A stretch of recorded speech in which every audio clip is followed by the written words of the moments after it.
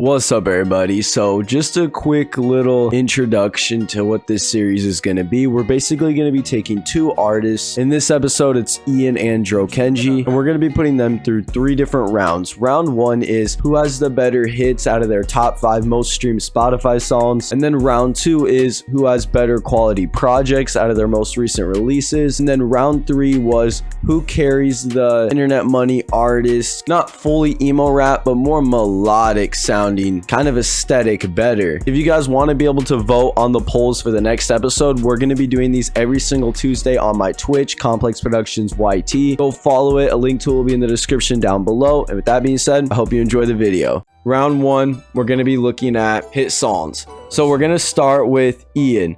So I guess honestly, looking at Iann's top 5, you have to go with Mood. You know what I mean? It's literally his biggest song. Even if he's a feature, I still think maybe we might not count all feature songs, but for the success the Mood's at, it's Iann's biggest song. So yeah, we're gonna throw Mood in. So just looking at the top, I'm gonna take the Mood remix out though, I would say, just because you already got Mood. Looking at Iann's top 5 biggest songs on Spotify right now, you got Mood, Emotions, Valley of Lies, Sick and Tired, and then let's just go with Gone Girl. Let's just go with Gone Girl because Heat Waves is like a TikTok song featuring Iann. I mean, well, I'm just gonna say Gone Girl because that's actually Iann's song, and you already got Mood that's not his song. So Mood, Emotions, Valley of Lies, and Gone Girl, and Sick and Tired. Those are the top 5 for Iann. Now we're gonna go over to Dro's, and all right, so top 5 for Dro is Step Back. That's kind of surprising with Mike Dimes. I guess that song's honestly doing really good. Kill Cupid with Snot. So What with DC the Dawn. Nightfall.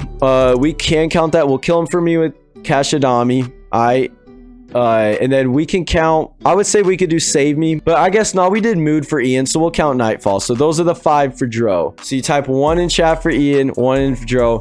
This is round 1, bro. Hit song wise, bro. I thought this was gonna be a lot more even. I might have underestimated Iann. I'm just gonna give it like a good minute or two, let you guys vote. You probably could change your vote if you want. All right, so I'd say that's fair. I would say that's fair. I would give that round to Iann myself, just because I'm more of a fan of, you know, like Emotions, that type, like that stuff, especially like Emotions and Gone Girl. Those are two like staple Iann songs. Like if you don't like those songs, you're probably not gonna like Iann. But Dro then also, it's a little bit different of a vibe, I guess, with his top 5, because Step Back, I didn't even realize Step Back was doing that good. And then So What, those aren't even like really the sad type shit. All right, so it's obvious Iann took this round. So all right, so round 2, we're gonna start with Dro's projects. Since Iann and Dro both each have an album, so yeah, because I think With or Without You from Dro, that's his debut album.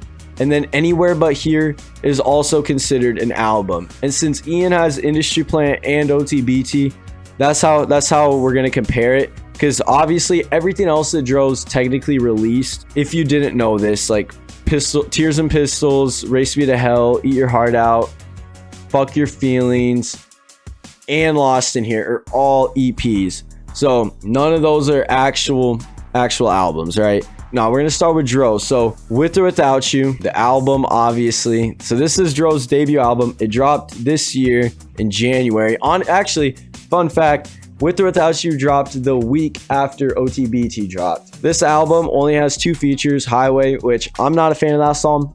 This is probably my least favorite song Dro has out, honestly. And then Finders Keepers with Scory. Those are the only features on this project. Other than that, it's 15 songs. Okay, this is actually weird. Not only did With or Without You drop the week after OTBT, but OTBT has 15 songs on it, and this has 15 songs on it. And neither of them really have any features. So honestly, these 2 projects are a good comparison. But I'm sure you guys have heard With or Without You. The biggest song is definitely Finders Keepers by a long shot. Bottle for Bottle, that's probably my favorite one. And then Vanish was a single, that's big. I personally wasn't a fan of it, but of Vanish. But so that's what we got for Dro's release. And we're gonna compare With or Without You. We'll compare both first projects. So that's Dro's debut album, With or Without You.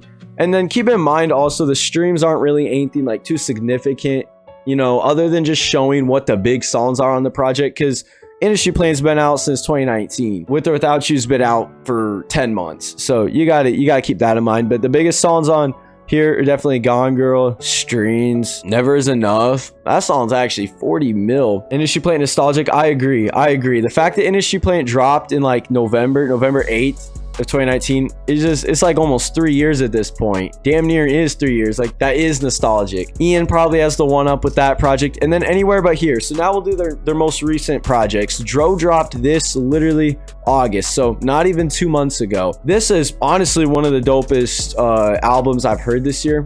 Like, I'm gonna be honest, I really enjoyed Feels Like a Dream. That might be my favorite Dro song. Cigar I thought was cool. That's an older like 2020 snippet that they threw on here, you know. That's basically Anywhere But Here. You got a lot more features on this one as well. DC the Don, Mike Dimes, No Cap. This song is fire, monster.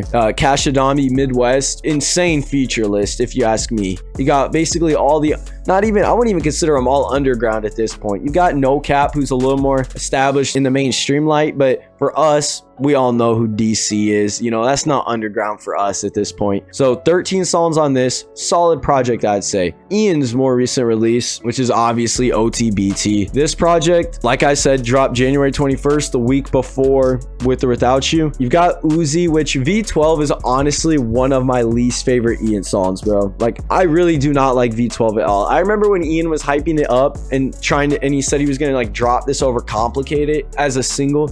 I was so pissed because I still don't like V12. Like, I really don't like this song. But with that being said, that's really the only song I have a complaint about, you know.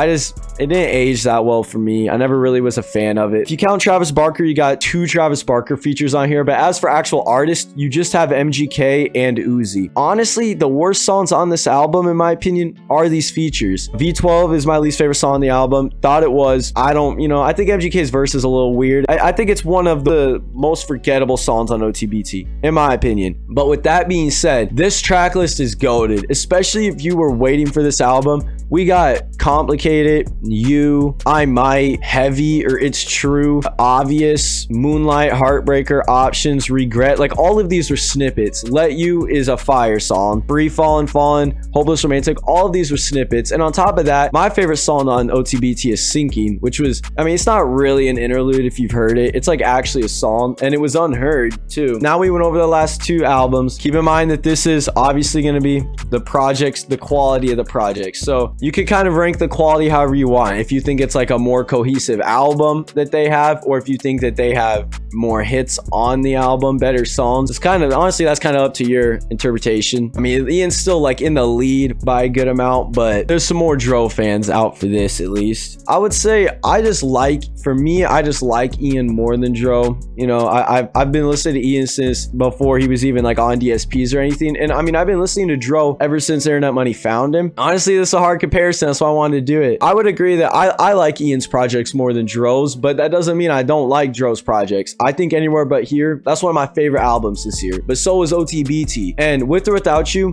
I think Industry Plant is definitely a way better debut project than With or Without You, just because I think all of Dro's mixtapes before With or Without You is honestly better. That doesn't mean that the album's bad. It just, for me, wasn't my favorite. I said Iann, even though I haven't listened to Industry Plant because I found him in the OTBT era. Bro, you gotta go listen to Industry Plant, dude. So Iann basically already won this. So Iann's already taken both rounds. So at this point, we don't even need to do the 3rd round just because Iann already won. We're just gonna look at the last round, which is their aesthetics. So basically, if you don't know what that means, Iann and Dro, like I said earlier, Iann and Dro are Internet Money artists, basically. They have that Internet Money sound to them. You could classify them both as emo rappers, even though I would say at this point, it's a little bit different. I would say they both still have hints of that in their music, but you don't really hear Iann and Dro just dropping full-on sad songs anymore. Other than like a couple on Iann's album, Complicated, I feel like Iann's on more of like a pop punk emo rap, melodic rap and emo. Yeah, like Iann's on a more like pop punk melodic. That's kind of what Iann's doing music wise. Dro's using the more melodic rap, but it's not like sad, you know what I mean? It's just like a more melodic type music. But overall, their aesthetics are both Internet Money artists. They're both really young, like early 20s. I would say if you compared like OTBT or industry plant to some of Dro's. I think you could compare both Iann's albums honestly to Dro's projects, and that's a good comparison. Aesthetically, they're like the same though. Other than Dro not having anything on Instagram, their type, like their style and everything is the same. Dro does better with promoting his stuff than Iann. I feel like Iann just drops the artwork and he's like, the song's out now. Where Dro, I feel like kind of goes a little bit more into actually promoting it. And I think like for future episodes, I'm going to change this round. The only reason I ran this round for Iann and Dro is because I think aesthetically they're really similar. It looks like aesthetically, okay, so Dro's taking this round. I would have to say that Dro is more versatile. I think Dro, at least released wise, has a better range of stuff. Iann does have pop punk stuff. For the most part, it sounds the same though. If you listen to Saddest Soundtrack or Live Fast Die Numb, those are technically pop punk songs. They kind of sound similar, you know, to like the if Iann were just to drop a Nothing's Ever Good Enough type song. I guess that's what we're ending it on, bro. A tie. Our winner is Iann Dior. He took both rounds, and then I guess the same aesthetically, I guess it's a draw. Let me know what you guys think about that.